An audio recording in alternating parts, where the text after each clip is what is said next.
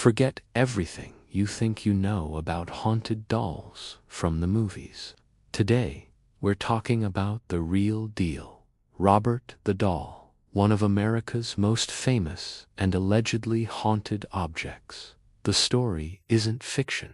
It begins over 120 years ago with a real family in Key West, Florida.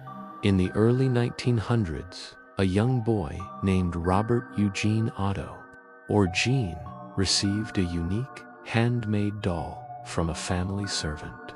It was about 3 feet tall, stuffed with wood wool, and dressed in a little sailor suit. Gene loved it instantly and named it Robert after himself. But their bond was unusual. Gene treated Robert like a living friend, giving him a seat at the dinner table and even his own bedroom. Soon, Gene's parents started hearing something strange. They'd hear Gene talking to Robert, followed by a completely different, lower voice answering back. Neighbors began to notice things too. Some claimed they saw Robert the Doll moving from window to window when no one was home. Others reported hearing tiny footsteps in the attic. Gene's parents dismissed it as local gossip, but things got weirder. Whenever something broke or went wrong in the house, Gene had a simple explanation. Robert did it.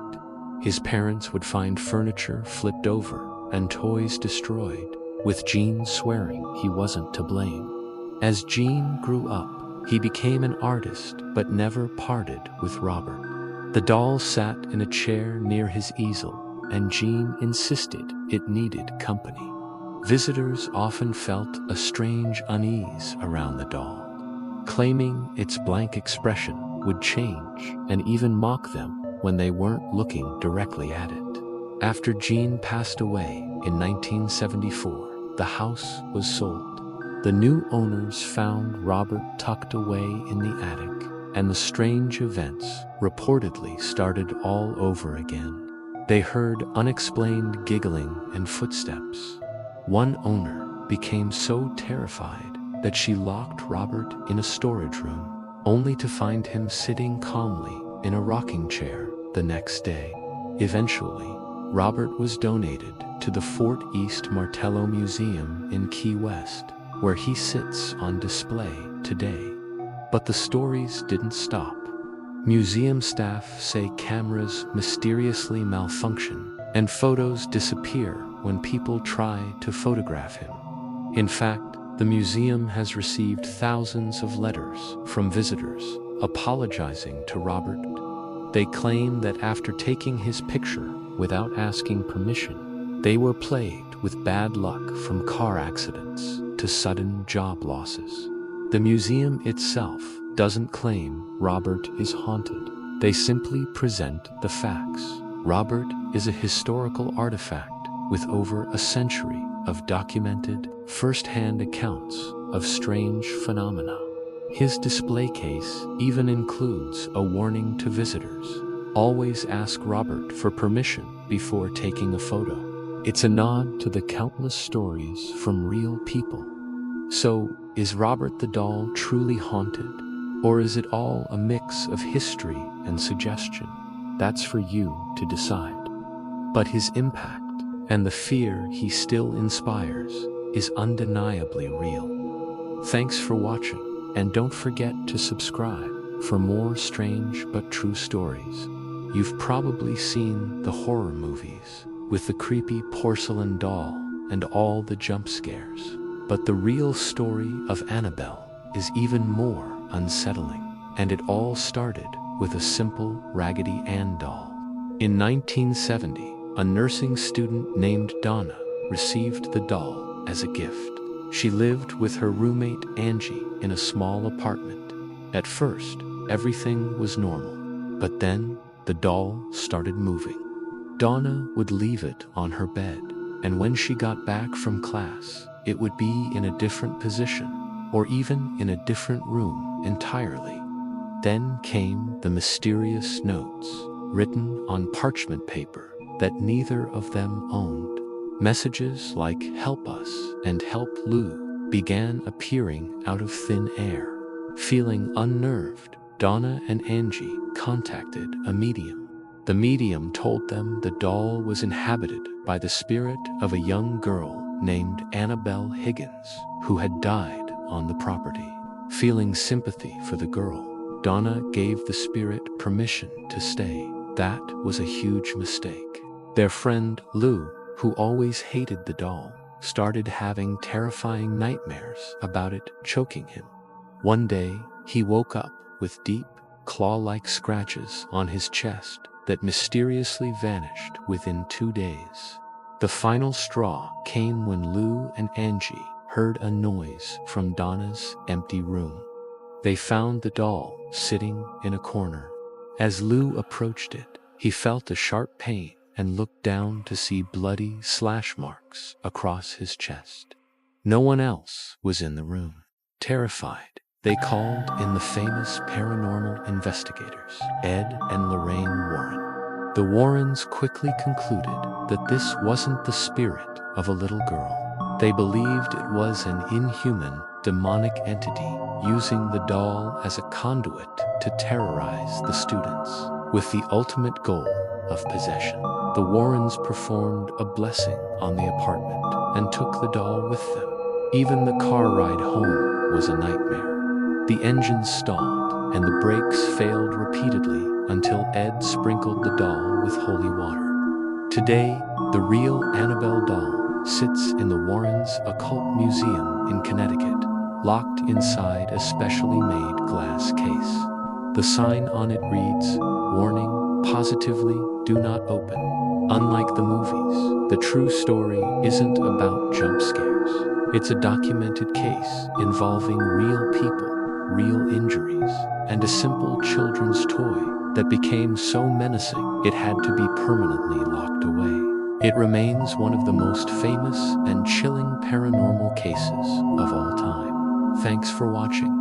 If you found this story as creepy as I did, make sure to like this video and subscribe for more true paranormal tales. Have you heard of the Dybbuk Box? It's often called the most haunted object on eBay, and for good reason.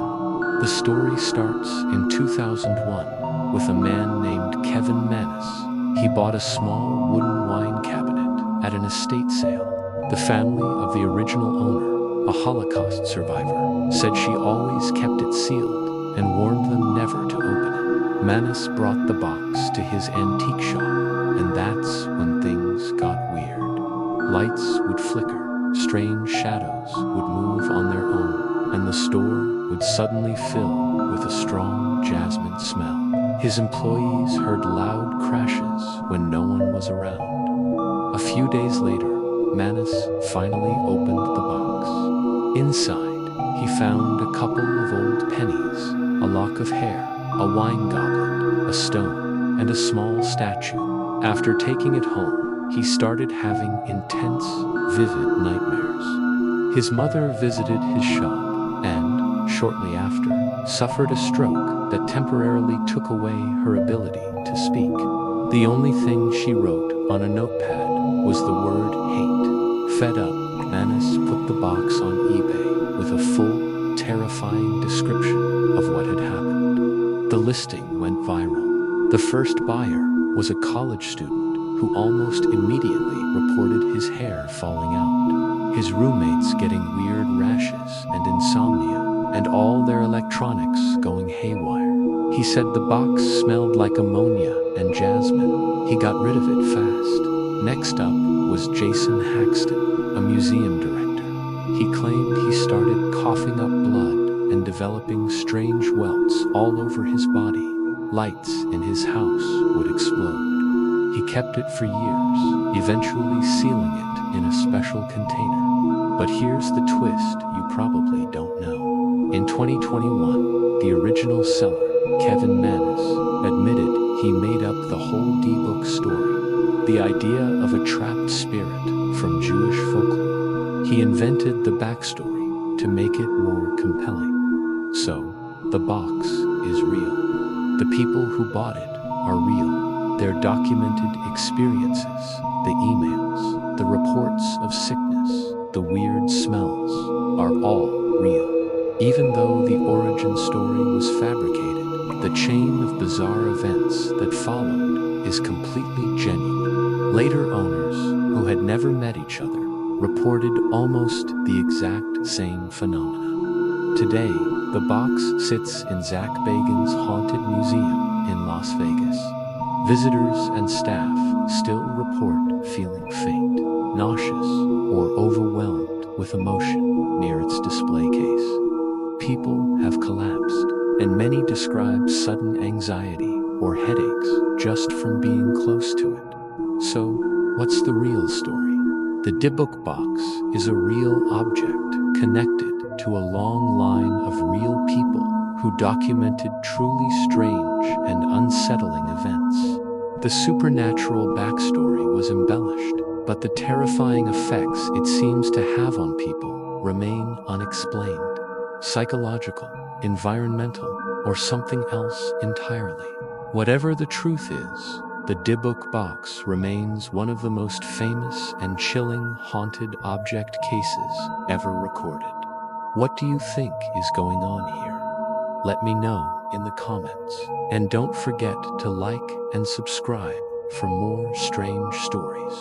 Have you ever heard of the crying boy? This is one of the strangest cursed object legends in modern history. The story begins in the 1980s in England with a series of real, documented house fires. The painting itself was created by an Italian artist named Giovanni Regueglin back in the 1950s. It's a simple portrait of a sad-looking boy with tears welling up in his eyes. Regueglin painted many versions, and mass-produced prints of these paintings became incredibly popular in the UK during the 60s and 70s. Tens of thousands of homes had one hanging on the wall. For years, it was just a cheap, sentimental piece of art, nothing special about it at all. But then, in 1985, everything changed. A fire broke out in a home in Rotherham, England. The entire living room was gutted by the blaze, except for one thing, found face down on the floor, completely untouched by the flames, was a print of the crying boy. A few weeks later, another house fire was reported in a different town, and again, the house was destroyed. But firefighters found another crying boy print, completely undamaged. These weren't just rumors. These were real fires, confirmed by local fire brigades. A newspaper called The Sun ran a sensational headline, "Blazing Curse of the Crying Boy." After that story, the floodgates opened. The newspaper was swamped with letters from readers who also owned the print. Many claimed they too had suffered mysterious fires, while the painting survived without a single scorch mark. The stories were chilling. Some homes burned so badly that walls collapsed and furniture melted, yet the painting remained perfect. Firefighters all over the UK started acknowledging the strange pattern. They kept finding the same print over and over again in the ashes of burned-out houses. This sparked a full-blown national panic. People were so terrified they started mailing their paintings to the newspaper just to get them out of their homes. The Sun eventually organized a massive public burning, destroying hundreds of the prints in a giant bonfire. So, what was the real explanation? Well, fire investigators eventually discovered a logical reason. The prints sold in the UK were treated with a special fire-retardant varnish and printed on a type of compressed hardboard that did uncatch fire easily. When a fire started, the string holding the painting would burn first, causing it to fall face down on the floor. This protected the image from the flames and smoke. So, no supernatural curse, just a case of unusual manufacturing. But here's the part that no one can explain. Why did so many separate fires happen in houses that all owned this specific print?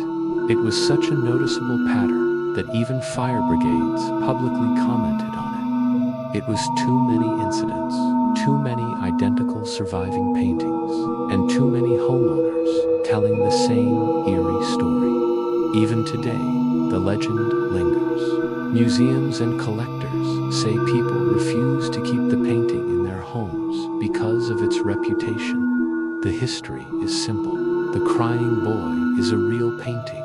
The fires were real. The surviving prints were real. And the panic was absolutely real. Whether it was all just a massive, spooky coincidence or something more is the mystery that still follows this painting wherever it goes. What do you think? Let me know in the comments, and don't forget to like and subscribe for more strange stories. Ever heard of a chair so cursed it has to be kept 6 feet off the ground? This isn't just a ghost story. It's the real, chilling tale of the Busby Stoop chair, an object linked to a string of documented fatal accidents. Our story starts way back in 1702 in North Yorkshire, England, with a man named Thomas Busby. Busby was a criminal, a counterfeiter, and known for his violent temper. He had a favorite spot at his local simple wooden chair. One fateful night, he came home to find his father-in-law, Daniel Oddie, sitting in that very chair. The two men already despised each other, and a furious fight broke out. Busby dragged Oddie from the seat, shouting that no one else was ever allowed to sit in it. Later that night, Busby murdered Oddie. He was quickly caught, tried, and sentenced to hang. As he was led to the gallows, he passed the inn one last time. Witnesses say he pointed at his chair and screamed a curse. Anyone who dared to sit in it would meet a sudden and violent end, just like him. For over 200 years, this was just a local legend. But in the 20th century, things took a dark turn. During World War II, airmen from a nearby base frequented the pub. A frightening number of soldiers who sat in the chair were later killed in action. The pattern was so noticeable that the pub owner started warning people away from it. But people love a dare, right? In the 1960s and 70s, the chair's reputation grew. A roofer sat in it as a joke and fell to his death that same day. A construction worker did the same and was killed in an on-site accident. A delivery driver sat down and hours later died in a car crash. A cleaning lady took a break in the chair and died in a collision on her way home. These weren't rumors. They were real, documented events reported in local newspapers. Finally, the pub owners had enough. They begged the Thirsk Museum to take the chair away.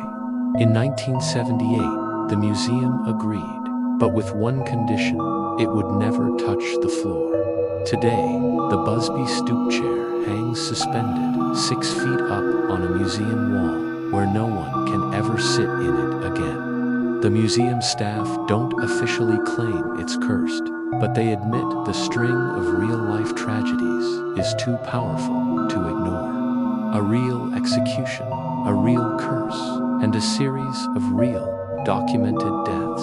Coincidence, or something more? You decide. Thanks for watching. If you found this story as chilling as I did, make sure to like, subscribe, and hit that notification bell for more strange and true tales. See you next time.